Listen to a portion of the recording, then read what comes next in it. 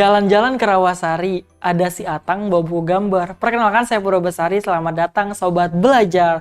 Selamat datang Sobat Belajar di kesempatan kali ini bersama Kak Purwo Besari. Nah Sobat Belajar, siapa sih yang nggak tahu gambar bangunan yang ada di belakang Kak Purwo ini nih? Ini adalah Menara Pisa yang ada di Itali. Nah Sobat Belajar.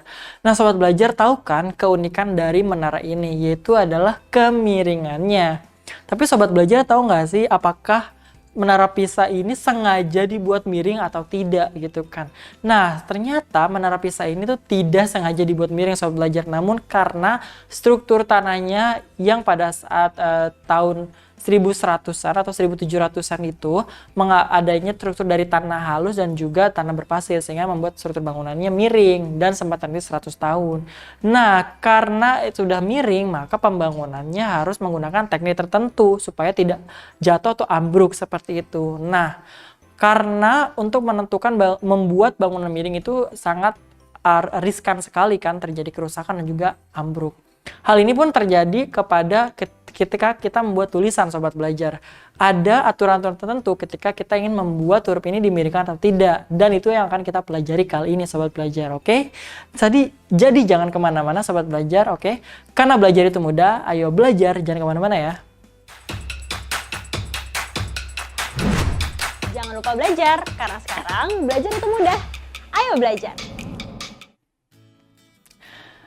Halo Sobat Belajar, selamat datang kembali bersama Kak Purwo. Nah di sini Kak Purwo akan menjelaskan materi mengenai UTBK, yaitu mengenai huruf miring dan juga huruf tebal. Nah tidak hanya huruf namun juga kata miring dan juga kata yang dicetak tebal seperti itu. Bagaimana dan juga kata, mohon maaf, itu adalah huruf kapital dan juga kata yang dicetak piring. Nah, bagaimana sih cara penulisannya? Apakah hanya huruf saja yang dikapitalkan atau semuanya boleh? Atau apakah kata yang dimiringkan atau ternyata huruf juga boleh dimiringkan? Nah, kita akan lihat penjelasan berikut. Nah, di sini pertama akan menjelaskan mengenai aturan penulisan huruf atau kata yang dimiringkan terlebih dahulu. Yang pertama adalah huruf miring dipakai untuk menuliskan judul buku, nama majalah, atau nama surat kabar yang dikutip dalam tulisan termasuk dalam daftar pustaka. Nah, bagi Sobat Belajar di sini yang pernah membuat karya tulis ilmiah atau misalnya proposal penelitian atau misalnya suatu penelitian, tentu saja akan membuat daftar pustaka. Nah, di daftar pustaka ini nama majalah, nama buku atau yang sumber yang dikutipnya itu dimiringkan, aturannya seperti itu. Nah, bagaimana contohnya? Kita akan lihat ya. Nah, ini dia salah satu contohnya nih, Sobat Belajar.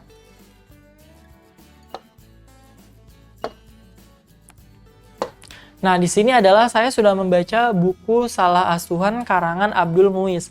Nah, Salah Asuhan di sini dicetak miring kan Sobat Belajar karena ini adalah salah satu bentuk karangan dan juga buku seperti itu. Jadi boleh atau aturannya harus dimiringkan seperti itu.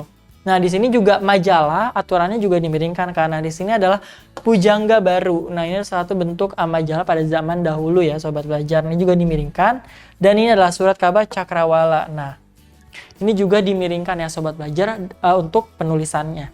Dan ini adalah contoh dari kutipan yang ada di daftar pustaka di mana sumber bukunya dimiringkan seperti ini. Nah, salah satu contohnya adalah sumber bukunya adalah Kamus Besar Bahasa Indonesia. Ini tuh. Kamus Besar Bahasa Indonesia Pusat Bahasa. Nah, itu juga perlu untuk ditulis atau dicetak miring seperti itu. Itu aturan pertama ya Sobat Belajar. Lalu yang aturan yang kedua adalah huruf miring dipakai untuk menegaskan atau mengkhususkan huruf, bagian kata, atau kelompok kata dalam kalimat. Nah, ini dia untuk menjawab tadi pertanyaan kakak kepada Sobat Belajar bahwa ternyata yang dimiringkan bukan hanya huruf loh. Bukan hanya kata namun juga huruf bisa dimiringkan Sobat Belajar. Jadi bukan hanya misalnya sebuah kata misalnya beruang, nah bukan hanya beruangnya saja yang nanti dimiringkan, tapi B-nya boleh dimiringkan, tapi bukan beruang ya. Kita akan lihat bagaimana penerapannya dalam sebuah kata, kalimat, atau misalnya kelompok kata dalam kalimat. Nah, ini dia.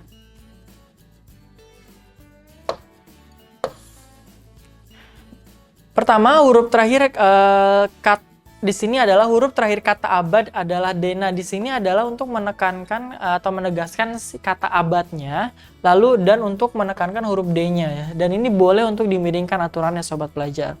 Lalu yang selanjutnya adalah adalah kata diantar dan juga mengantar. Nah, di sini penekannya adalah di dan me-nya. Nah, yang ini adalah pasif, bentuk pasif, dan ini adalah bentuk aktif.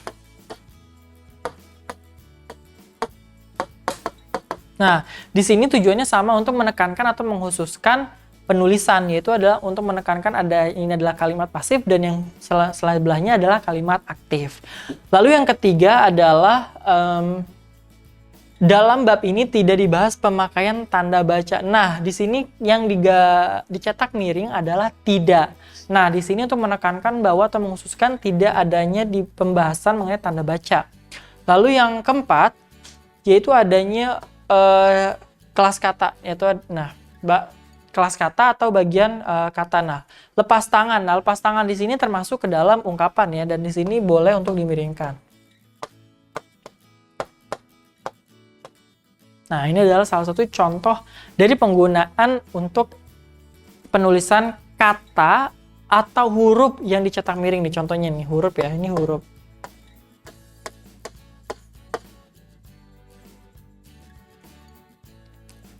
Lalu aturan yang ketiga adalah huruf miring dipakai untuk menuliskan kata atau ungkapan dalam bahasa daerah atau bahasa asing. Nah, ini sangat penting sekali sobat belajar karena kan kita menggunakan acuan Kamus Besar Bahasa Indonesia ya penulisannya. Maka bahasa daerah atau bahasa asing yang belum ada padanan katanya wajib untuk ditulis atau dicetak miring. Nah, ini adalah salah satu contohnya misalnya.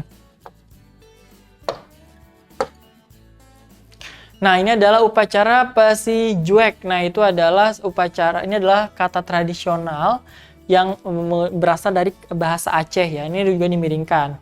Nah, terus lalu di sini juga istilah asing, Garcinia mangostana. Nah, ini adalah juga istilah asing untuk buah manggis ya. Nah, ini juga dimiringkan penulisannya. Jadi, penulisan Latin itu kan termasuk bahasa asing, jadi harus dimiringkan. Lalu yang selanjutnya adalah Weltas Caung gitu. Karena ini juga harus dimiringkan karena ini istilah asing ya.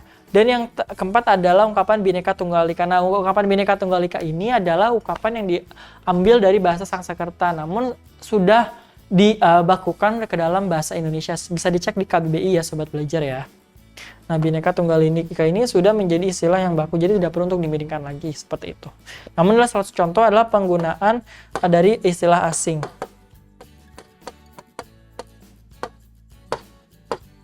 Istilah asing yaitu bahasa Sanskerta ya. Nah, di sini ada catatan yang perlu diperhatikan atau kita harus lebih memperhatikan lagi yang pertama. Nama diri seperti nama orang, lembaga atau organisasi dalam bahasa asing itu tidak perlu dimiringkan ya sobat belajar. Misalnya lembaganya adalah United Nation atau PBB dalam bahasa Indonesia itu tidak perlu, atau the Asian Foundation gitu, karena itu tidak perlu juga untuk dimiringkan karena itu adalah lembaga sobat belajar. Lalu juga misalnya nama orangnya misalnya adalah Barack Obama. Nah, itu meskipun namanya asing, namun dia adalah nama seseorang, jadi tidak perlu untuk dimiringkan ya sobat belajar.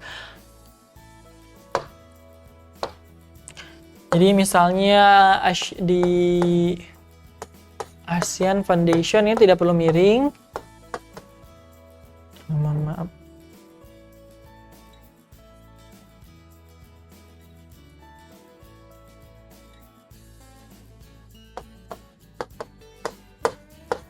Nah, ini tidak perlu di Asian Foundation, itu tidak perlu miring ya, karena ini adalah organisasi atau United Nation.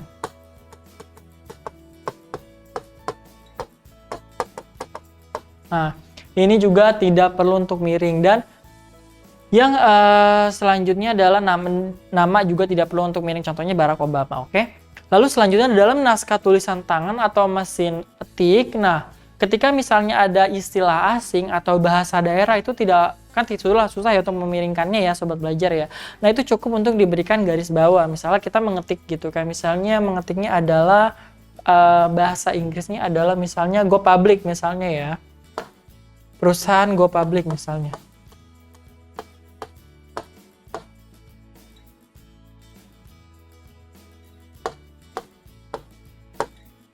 Nah, Go Public ini kan belum ada ya padanan bahasa Indonesianya. Jadi Dan ini kita ketika menulis atau mengetik gitu kan di mesin tik. Nah, ini tuh cukup diberikan garis bawah seperti ini.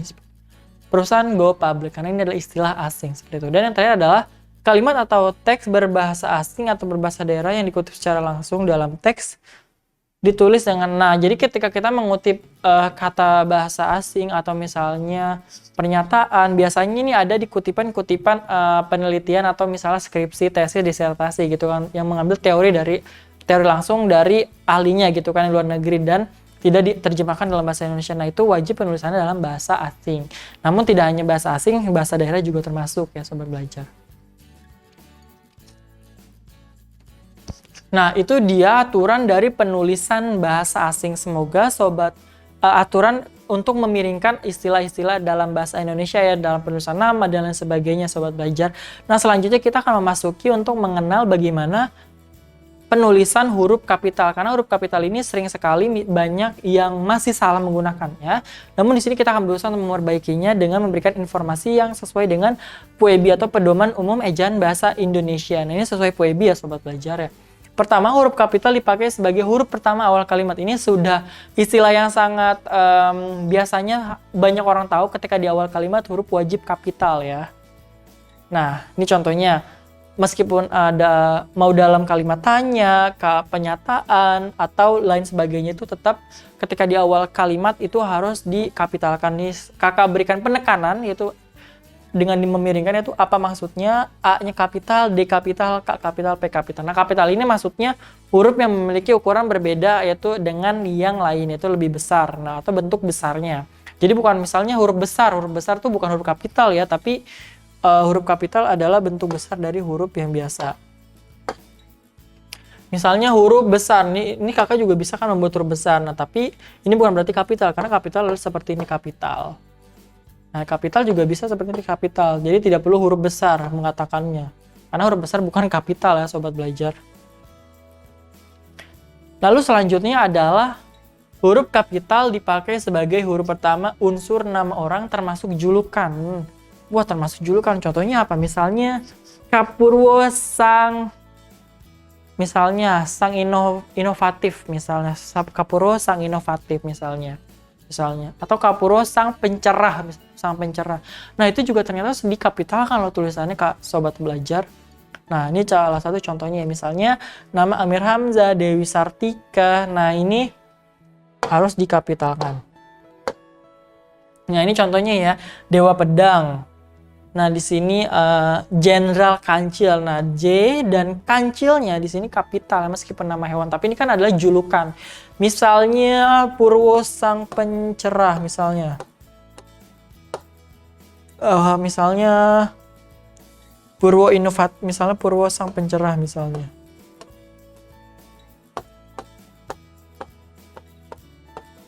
Nah, ini juga kapital Purwo Sang Pencerah. Bukan ya, sorry.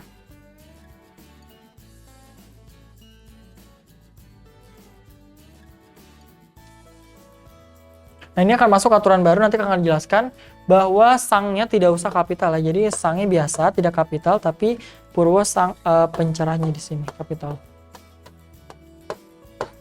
Nah, ini nanti akan jelaskan kenapa sang di sini S-nya tidak kapital. Akan kakak mas jelaskan nanti.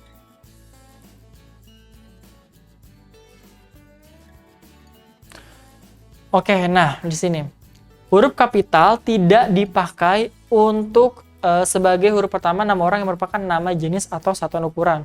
Maksudnya apa nih? Nama jenis misalnya adalah meter, itu adalah nama jenis ya, misal atau satuan ukuran meter, sentimeter, kilogram itu tidak perlu kapital sobat belajar. Nah, ini adalah misalnya mujair, ini kan adalah ikan yang ditemukan oleh Bapak Mujair ya, nama Mujair. Nah, lalu ikan mujair. Nah, M-nya tidak perlu kapital. Lalu di sini voltnya ini bukan penemu orang yang tadi Alessandro Volt ya. Jadi voltnya tidak perlu kapital. Seperti sama dengan ampere dan dieselnya ini tidak perlu kapital karena ini menjadi satuan ukuran atau menjadi suatu jenis seperti itu. Nah, itu ya alasannya sobat belajar ya.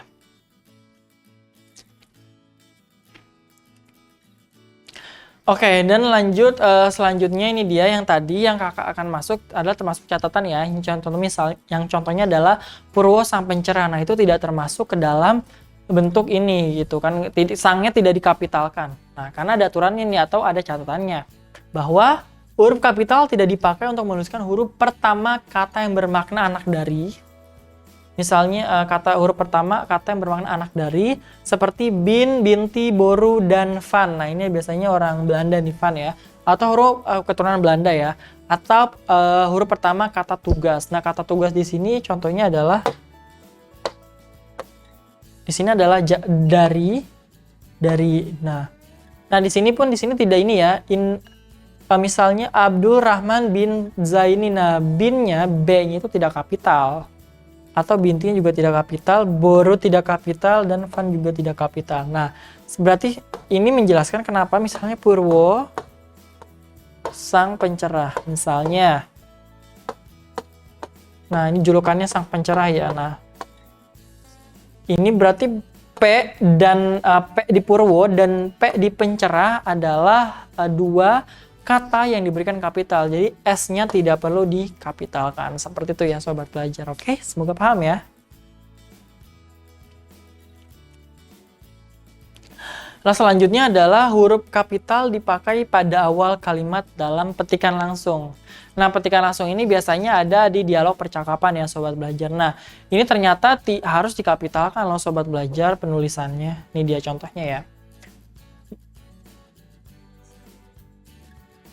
Nah, mau ini ada kutipannya di awal, di akhir gitu kan, setelah pernyataan gitu kan, kalimat pernyataan, adik bertanya kapan kita pulang gitu kan.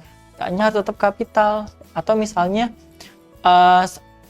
itu di awal di penulisan gitu kan, di awal kalimat misalnya mereka berhasil meraih medali emas katanya gitu kan. Nah, ini pernyataannya nih gitu kan, kata di akhirnya. Nah, itu juga harus mulai kapital ya penulisannya sobat belajar, oke? Nah, di sini juga pokoknya berhati-hatilah dan juga besok pagi dan semuanya harus menggunakan huruf kapital. Seperti itu ya sobat belajar. Jadi ketika sobat belajar membuat teks, dialog, drama atau sebagainya, jika ingin menulisnya harus menggunakan aturan untuk membuat kapital di setiap awal tanda kutip seperti itu, setelah tanda kutip. Nah, ini dia. Selanjutnya adalah huruf kapital dipakai sebagai huruf pertama setiap kata nama agama yang ada di Indonesia yang diakui ya. Kitab suci dan Tuhan, termasuk sebutan dan kata ganti untuk Tuhan itu sendiri. Nah, jadi nama agama itu harus dikapitalkan ya sobat belajar. Nah, contoh misalnya Islam, Kristen, lalu juga Hindu, ada Buddha gitu kan, Konghucu itu juga dikapitalkan ya sobat belajar. Lalu di sini juga kitab suci Alkitab, Al-Quran gitu kan, Allah dan juga Tuhan gitu. Dan yang paling penting adalah mesti sobat belajar ketahui adalah ternyata termasuk sebutan dan kata ganti untuk Tuhan itu sendiri juga harus dikapitalkan. Contoh, Allah akan menunjukkan jalan kepada hambanya. Nah, nya di sini adalah kata ganti untuk Allah kan, makanya dia juga kapital. Ya Tuhan, bimbinglah hambamu, mu-nya ini hamba milik Tuhan ini, untuk ke jalan yang engkau beri rahmat. Nah, itu juga harus dikapitalkan ya sobat belajar ya.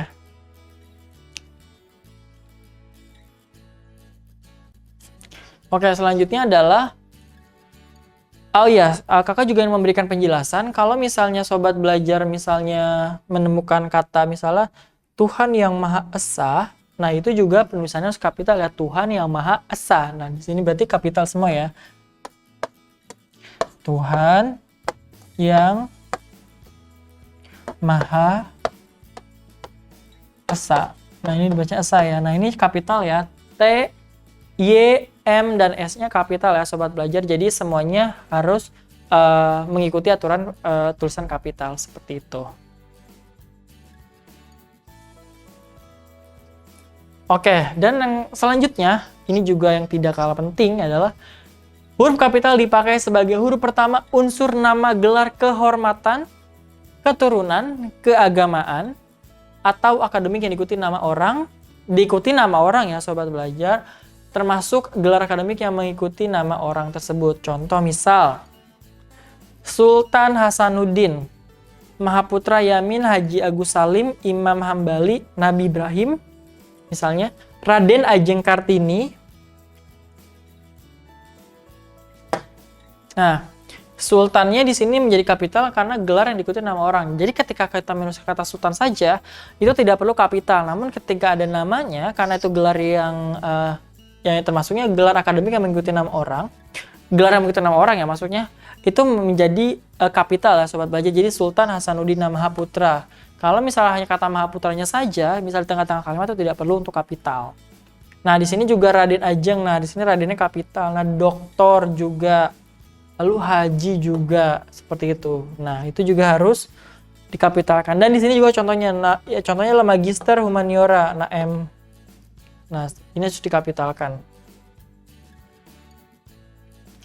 Lalu di sini juga, nah ini yang paling sulit dan bukan sulit ya, banyak sekali orang yang terkecoh untuk penulisan kapital pada aturan ini, yaitu adalah huruf kapital dipakai sebagai huruf pertama unsur nama gelar kehormatan, keturunan, kegeman, profesi, serta nama jabatan kepangkatan dipakai sebagai sapaan. Nah, jadi di sini adalah penekanannya adalah ketika misalnya Kak, oh di sini sultannya kapital ya, kata Kakak nggak kapital karena tapi kenapa di sini kapital? Di sini juga kiai kapital, dokter kapital gitu karena ternyata di sini ada pengecualian ya Sobat Belajar. Pengecualiannya adalah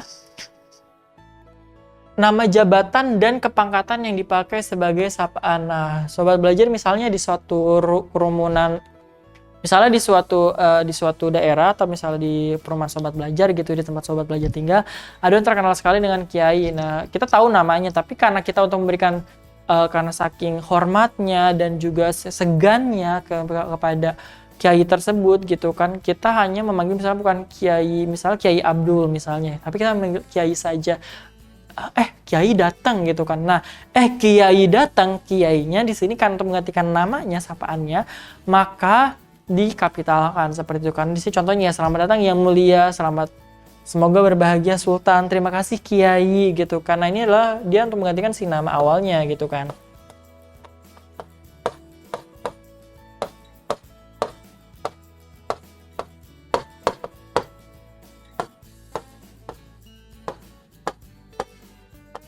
Menggantikan ya, bukan mengganti ya.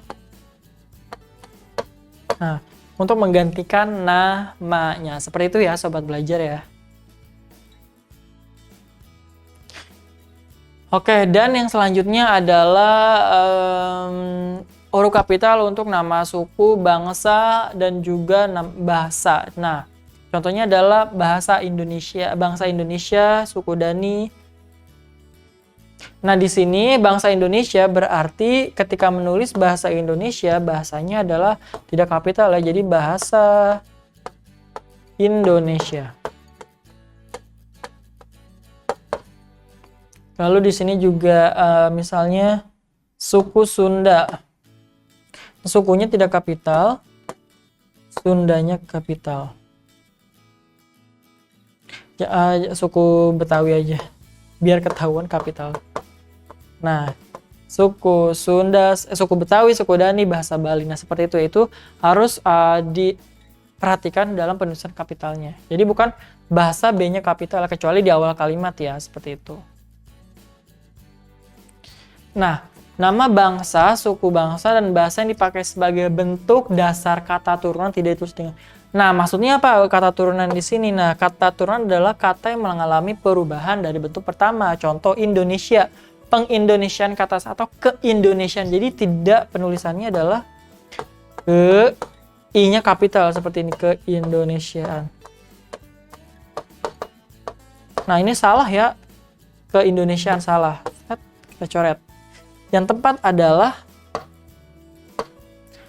keindonesiaan. Nah, keindonesiaan. Nah, tidak perlu kapital ini juga. Dan di sini juga Inggrisnya tidak perlu kapital. Nah, ini juga tidak perlu kapital. Nah, seperti itu ya Sobat Belajar ya.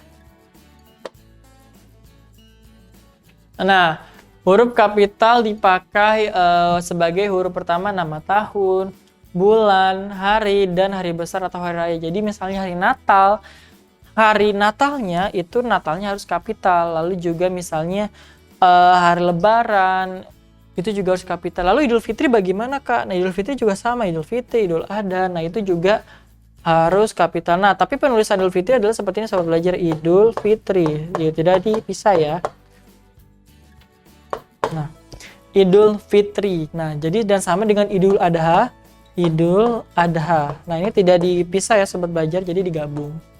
Tidak ada dipisah. Nah ini kapital. Kapital.